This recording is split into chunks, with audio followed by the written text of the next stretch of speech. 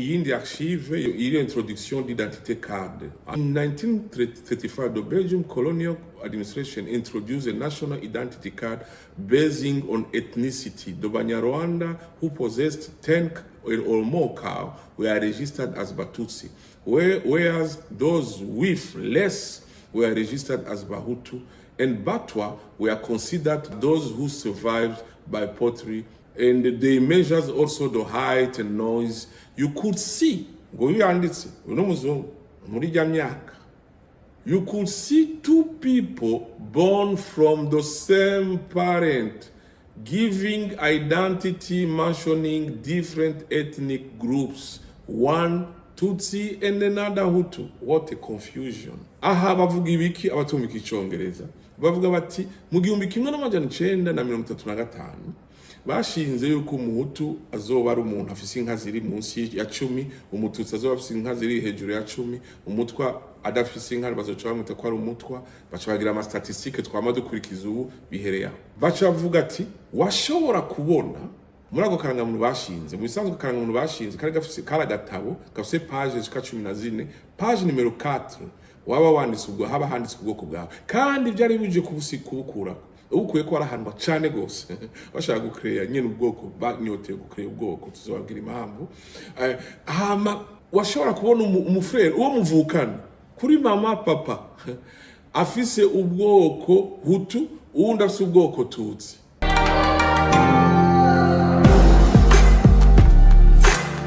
Iyindi point muri evidence sociologique yerekana ko ubwo bwoko butabaho.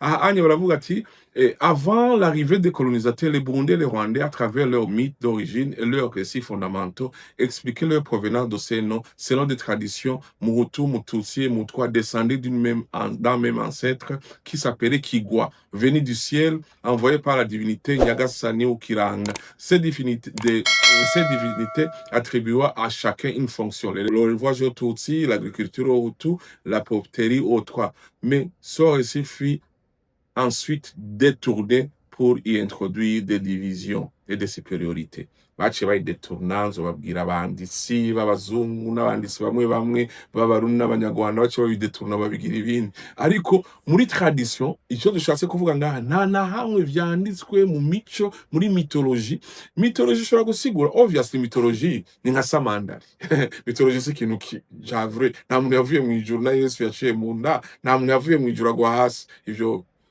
ni utopia, ntibibaho. Ikindi giteye ubwoba bagize giteye isoni, oh my goodness, biteye isoni kicoco. Bafashe amazina Hutututsi bazi neza ko zari classe sociale, baca bayita ubwoko. Ivyo onye muri étude sociologique bavyita ivyo bita baranabisigura ngaho. Les mots Hutu et Tutsi relèvent en réalité d'une imposture sémantique, d'un détournement de sens et un mensonge sur le langage. Nugwa yuko ntushobora gufata les mêmes mots amazina amwe ukayita ibintu bibiri bitandukanye, ntibibaho abantu bakemera. Ça c'est très grave. Oh, donc ntushobora gufata Hutu Tutsi zari classe sociale yaramigwi ugaca uyita ubwoko le même mot, ntibikunda ntibishoboka. Nivyo vyerekana yuko ushatse kuhindura ikintu wifuje, donc ukarema ibintu nk'ibiraho nyene ukabirema. Niko ivyo vyabaye. Ivyo bavyita imposture sémantique hose, nta nahamwe vyabaye atari Burundi ni Rwanda. Kindi naco nohereza muri evidence sociologique muri antunga na tevye, ikindi nohereza ni ikintu naco giteye isoni. Ni ikintu giteye isoni cane gose, ni ikintu mutegerezwa kumenya yuko mu bisanzwe classe sociale zose navuze zabaye mu mahanga mu bihugu vyinshi zarabaye disparu, zaragiye, zaraheze. Izo zozo zajanye n'abami. Abami muri monarchie, la monarchie est basée sur les classes sociales. Est basée sur les classes sociales. Société zavyo muri sociologie barabizi hategeza kuba inégalité. Nico gituma habaye révolution française, kuri haze la république. La monarchie est basée sur les inégalités sociales. Les républiques sont basées sur la dignité, l'égalité de tous. Ukungana nukugira nukusonera ikiremwa muntu ni rero uravye neza abahutu n'abatutsi en tant que classe sociale zaheze mu gihumbi kimwe d'après les sciences sociales. Ni ukuvuga yuko vyaheze mu gihumbi kimwe n'amajana icenda na mirongo itandatu na rimwe mu Rwanda, ni igihumbi kimwe n'amajana icenda na mirongo itandatu na gatandatu mu Burundi, umunsi twadeklara repubulika. Ni ukuvuga ko ubiravye neza nta muhutu nta mututsi bariho muri uyo mwanya gushika ubu. Sinzi ko muvyumva. Donc ntabahari mu vyigwa muri politike n'ibindi urumva, ariko mu vyigwa abo bantu ntabahari ko ni classe sociale. Uvuze rero ko ukabemera kubera décret royal yabaye 1932 y'umwami wo mu Bubiligi, nico gituma ngo wabishize muri constitution. Mu Rwanda baravuga ko muri constitution atabwoko oya birimwo muri article 50 na 52 nayo muri préambule ya constitution yabo. Nimwe muri constitution yabo ko nabiravye nta article nimwe yerekana ko atabwoko buhari mu Rwanda. Mu Burundi ho baravyerekana cyane muri article 287 ntihenze naho barerekana neza yuko abahutu n'abatutsi bariho, ubwoko buhari, ahubwo yuko twovyiga tukabikura. Bavuga bati twovyiga tukabikura ntibijanye n'ivya kera. Deja mu Rwanda barerekana ko ari kubinyegeza, honyegeza ko urumva birumvikana ko ni ideologique z'ubwoko. Ni kibazo urumva ucumva ko constitution yabo iri confused.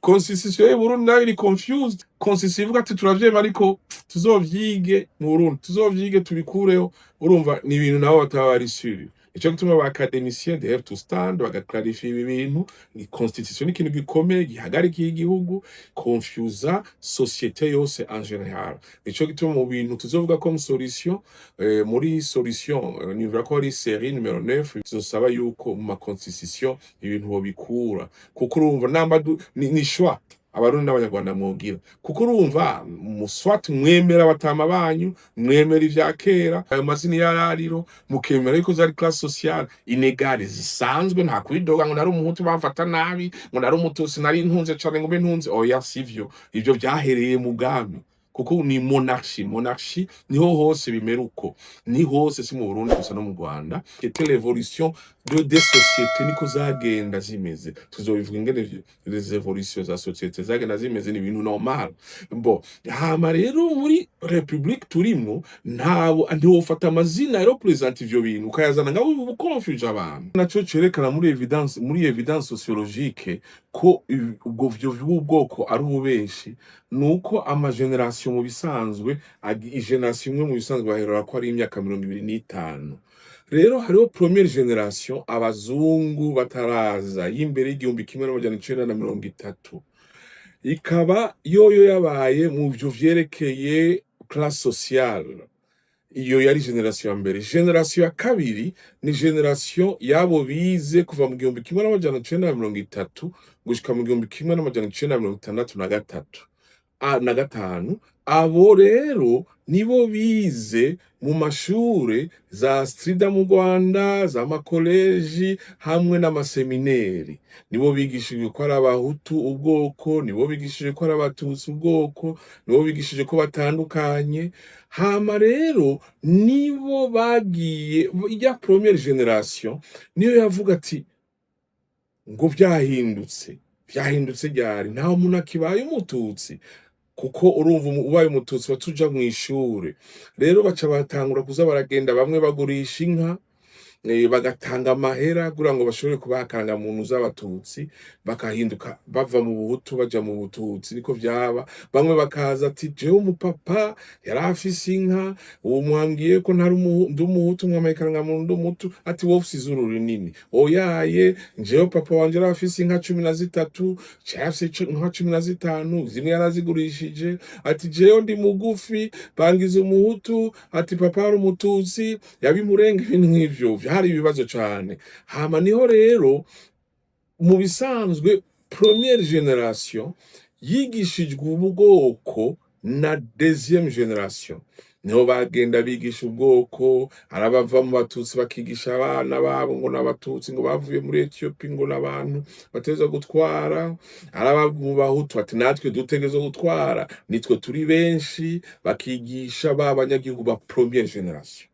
No kuvuga yuko bagenda babigisha mu makartier bakoresha amatract nka Kayibanda imbere ya 1959 hari ibintu berekanye Bakayibanda bagenda mu maseminaire mu mamisa après imisa babigisha ati byaraheze ubu turi ubwoko ibintu nk'ivyo ngo urabona umwami ingene yambara ivyo byose tuzobibabwira mu nyuma ingene vyagenze mu Burundi nuko nyene rero mubiravye neza ni kuvuga ko première génération yarizi ntiyarizi ubwoko deuxième génération niyo yize ubwoko ubwa mbere ubwoko ntibabwiga ubwoko ntibabwiga ubwo twabivuze ntibabwiga ubwa kabiri ubwoko butegeza kuba bufatiye kuri benebwo ku banyagihugu donc nushobora kwigisha abanyagihugu abanyagihugu nibo biyumva ubwoko si ubwo mw'ishuri iyo ni sinyi ikomeye cyane abantu b'abashakashatsi bavuga ati ubwoko ntibubaho mu vyigwa ikindi gikurikira cerekana muri iyi evidence sociologique tukiriko aricyo ca nyuma nuko nkuko nabisiguye muri evidence scientifique narabicishijemwo nuko ubwoko kuza ukiga ukene bavyize scientifiquement ntibibaho ntushobora kuza ukagira ama critères physiques ukayaplika mu gihugu cy'u Rwanda n'u Burundi gusa tuzobiraba muri evidence morphologique yuko mu bisanzwe namushaka gufatira ku ma physique gusa ntushobora kubisanga i Burundi gusa ni Rwanda gusa kandi à part que ubwoko utashobora kushinga urabiye ama apparence physique ugena umuntu asa ntibishoboka kuyaplika mu gihugu kimwe ukavuga ko biri scientifiquement approuvé c'est impossible it must be bitegeza kuba universellement namba arivyo yuko ubwoko bishinga mu kugena umuntu asa uwo bishinga henshi tuzobiraba sishobora kuanticipa kubisigura tuzobiraba muri evidence morphologique abasavye mudufashe mushobora kudistribua mugashobora guha abandi bose bagashobora kuvyumva nkuko nabivuze abashobora kugurira ibitabo abashaka ibitabo bakagurira abandi bakatubwira ati nimuturungikire hariya na hariya bwira mukoresheje iyi WhatsApp tugashobora gushikira abanyagihugu bakamenya yuko atamuhutu abaho atamututsi abaho hari umunyarwanda gusa hari umurundi gusa bidaciye muri politike biciye mu vyigwa cane tugasaba yuko uko abazungu baje bavyigisha imyaka 20 mu mashuri bagateranya abarundi n'abanyarwanda ni imyaka 20 bavyigisha buri munsi imyaka 22 iyi generation ya kabiri ikaba ariyo yavyize iyo generation yize uyo mwanya ikaba ariyo yabuze abantu benshi imiryango myinshi kandi nayo yisha ari mu majambo no mu bikorwa yisha abantu benshi ni ukuvuga ko iyi generation yacu ikurikira niyo ari generation ya gatatu mu bisanzwe itegerezwa guhagarika cette erreur historique dutegerezwa gukora uko dushoboye kose kugira ngo tubihagarike dushobora gukoresha ama evidence c'est une base tukayemera tukayakoresha ko tutarinze gukomplika ibintu tukagerageza kurema indi generation ya 4e generation itazi aya mazina akibagirwa tukarema abantu bashasha kuko abarundi n'abantu b'abakozi cyane umurundi wo mu Buyenzi umuntu akubita ikintu kuva mu gitondo gushika mw'ijoro akubita ikintu n'abakozi cyane gose umurundi umuntu anyonga ikinga kuva 6h du matin gushika 18h du matin n'abakozi cyane ariko bamye bafatwa bicana hagati yabo nibara abanyarwanda turabazi mu Burundi n'abantu b'abakozi bakomeye cyane gose nabo bakeneye amahoro kugira ngo batere imbere rero turakeneye twese abarundi abanyarwanda kwiga ikibazo turi kumwe tugihange turi kumwe tugikure dukure ayo mazina kuko afutse ibindi batajanye nababwiye yuko bijya vyita exclusive claims tuzobibona muri ideologie muri evidence ideologique arivyo bita exclusive claims ni kuvuga yuko uyu yabwiye uku ngo njewe ndi umututsi ngo ndakomeye navuye hanze ndazi kugwana nzobibereka ntabyanditse no mu bitabo bimwe nawo muhutu nawe ngo nje ndi umuhutu turi benshi nitwe tuza gutwara urumva uyafise uku exclusive claims na iwundi akafise exclusive claims munsi y'aya mazina. Aya mazina nta ethnie n'imwe zifise exclusive claims. Uwabigerageje ni Adolf Hitler yashaye afata aba Aryen n'aba Junkers, Aryen n'aba non Aryen agacrea ethnie, ariko naho vyageze. Rero nta mahoro dushobora kuronka, kandi sindiko ndakiza umuntu n'umwe wese, sindiko ndakiza igihugu cyose na kimwe cyose. Turiko turakoresha ubwenge bwacu, twugurure deba, tudefinise, idukreye iyindi societe itagira aya exclusive claims. Exclusive ni ukuvuga yuko nta nimwe ihidurwa iyindi. Exclusive ni ukuvuga yuko ni exclusive nyene, muravyumva bavyita les revendications exclusive mu Gifaransa.